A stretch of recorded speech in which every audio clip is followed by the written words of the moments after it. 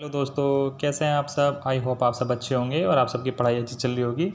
आज हम एक छोटा सा और इम्पोर्टेंट टॉपिक लेके आपके सामने प्रेजेंट हुए हैं, जिसका नाम है ग्लाइकोलाइसिस, जो कि वेरियस एग्जाम्स में पूछा जाता है। नीट में, CSIR में और बहुत सारे एग्जाम्स में इस पर एक आधा क्वेश्चन आ जाता है। और आपको ये टॉपिक मतलब एक जस्ट अ व्यू एक बार एट वंस आपको देख लेना चाहिए और आपका क्वेश्चन ठीक हो जाएगा इससे।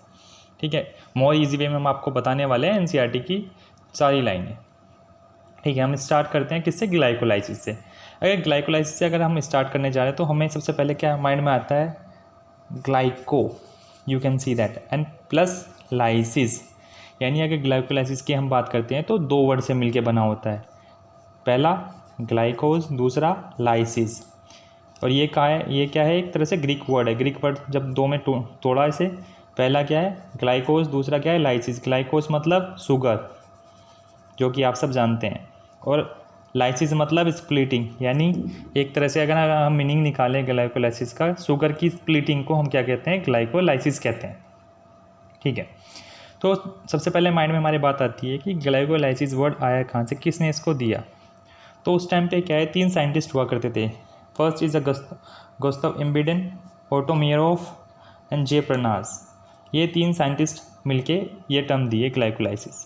और इन 3 साइंटिस्ट के नाम के बेस पे ही इसको EMP पाथवे भी कहा जाता है। ई वर्ड पहले वाले साइंटिस्ट इम्बिडेन से लिया, M मेयरहोफ से लिया और P प्रनास से लिया, तो इसको हम EMP पाथवे भी कहते हैं। यानी आप दूसरे वर्ड में अगर कहना चाहें तो EMP pathway is also known as glycolysis, या glycolysis is also known as EMP pathway. Then next important point is it occurs in a cytoplasm. ये कहाँ पे होता है, अगर आपसे क्वेश्चन जाता है, क्वेश्चन इस पे बन जाता है कि where does glycolysis takes place? It takes place in cytoplasm of all living cells. सभी लिविंग सेल्स की कहाँ पे होता है, साइटोप्लाज्म में होता है। क्या है ग्लाइकोलाइसिस। ये क्या है, O2 इंडिपेंडेंट पाथवे, O2 पे डिपेंड नहीं करता। ये क्या है, O2 इंडिपेंडेंट पाथवे होता है ग्लाइकोलाइसिस। और ग्लाइकोलाइसिस का जो मोस्ट इंपॉर्टेंट फीचर हमें देखने को मिलता है, it is the only pathway.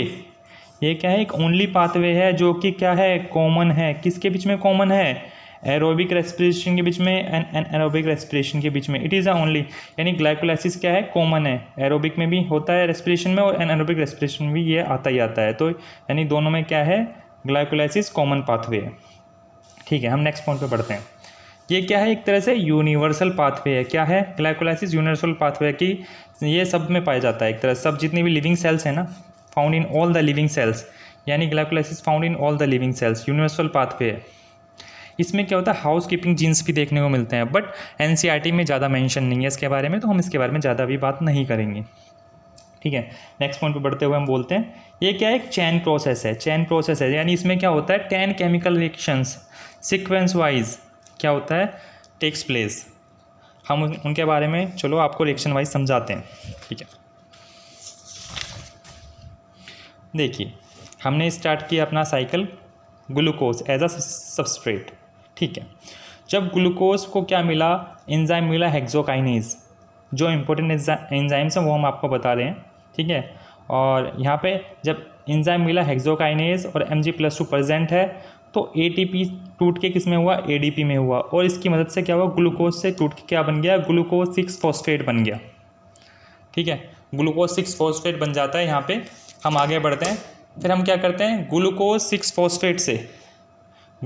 Phosphate से जब आइसोमरेज एंजाइम यहाँ पे प्रेजेंट होता है, ठीक है, तो किस में टूटता है, फ्रक्टोज 6 फॉस्फेट में टूट जाता है। ठीक है, जब इसको ATP मिलता है, ATP टूट जाता है, ATP टूट के ADP में हो जाता है, और एंजाइम प्रेजेंट है कौन सा, फॉस्फोफ्रक्टोकाइनेज Mg2+ की प्रेजेंस में। ठीक है, तो ये किस में टूट जाता है, फ्रक्टोज 1,6 बिसफॉस्फेट में टूट जाता है।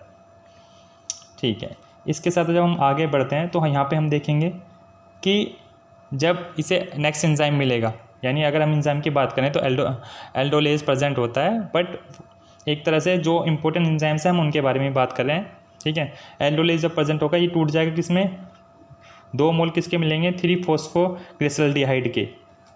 और अगर इधर बात हम करें डाईहाइड्रोक्सी एसीटोन फॉस्फेट की बात कर रहे हैं, जो रिएक्शन यहाँ पे हो रहा है, जो यहाँ पे टूट के इससे बन रहा है। ठीक है, जब हम डाउन नीचे की तरफ जाएंगे तो क्या होगा, यहाँ पर add in the presence of NAD+, तो ये NAD+ का ऑक्सीडेशन होता है, क्या बन जाता है, NADH and H+।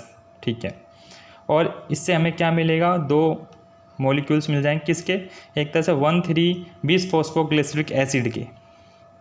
अब यहाँ पे क्या होगा, हमें ADP दिया जाएगा, ADP से क्या बनेगा, हमारा ATP बनेगा, ADP से हमारा क्या बन रहा है, ATP बन रहा है। इसी को हम सबस्ट्रेट लेवल फॉस्फोराइलेशन कहेंगे। इसकी मदद से क्या बना, हमारा अगला प्रोडक्ट बना, क्या बना, 2 मॉलिक्यूल या मोल बोल दीजिए आप, 3-फॉस्फोग्लिसरिक एसिड के बन गए। ठीक है, अब यहाँ से क्या हुआ, जब नेक्स्ट एंजाइम प्रेजेंट होगा, यहाँ पे भी एक पर्टिकुलर एंजाइम प्रेजेंट होता है, ठीक है, जिसका नाम एक तरह से अगर हम बताएं तो म्यूटेज होता है। तो फिर उससे क्या बन जाएगा, 2 मॉलिक्यूल किसके बन जाएंगे, 2-फॉस्फोग्लिसरिक एसिड के। फिर यहाँ पे भी सर्टेन एंजाइम प्रेजेंट है जिसका नाम इनोलेज है, उससे हमें क्या मिला, 2 मॉलिक्यूल मिल गए किसके, 2-फॉस्फोफिनोल पायरुविक एसिड के। और लास्ट स्टेप जो कि 10th रिएक्शन है एक तरह से, इसमें क्या होता है, इसमें भी 2 ADP से क्या बनते हैं, हमारे 2 ATP बनते हैं। ये सेकंड टाइम क्या हुआ, SLP हो गया। सेकंड टाइम हमारा क्या है, ये फर्स्ट टाइम यहाँ पर SLP हुआ था, यहाँ 2 ADP से 2 ATP मिले थे, यहाँ पर सेकंड टाइम हो गया। ठीक है, और कौन सा एंजाइम प्रेजेंट है, पायरुविक एसिड काइनेज प्रेजेंट है Mg2+ एंड पोटेशियम आयंस की प्रेजेंस में। ठीक है, ये 10th प्रोसेस है।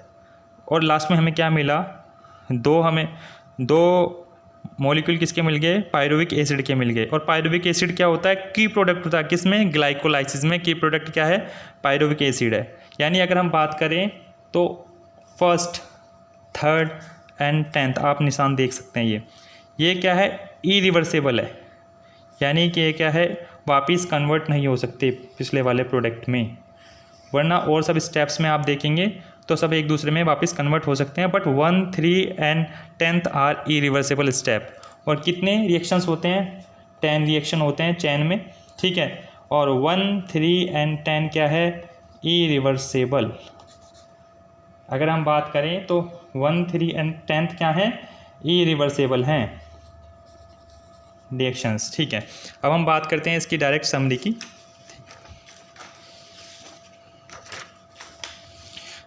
हम समरी में इंपॉर्टेंट पॉइंट कवर कर रहे हैं। यहाँ पे हम आपको बताते हैं, एक तरह से हम बात करते हैं ATP की, यानी रिएक्शन के दौरान क्या होता है, जब रिएक्शन चलते रहते हैं तो हमने कितने ATP दिए, इनपुट यानी कितने ATP हमने दिए।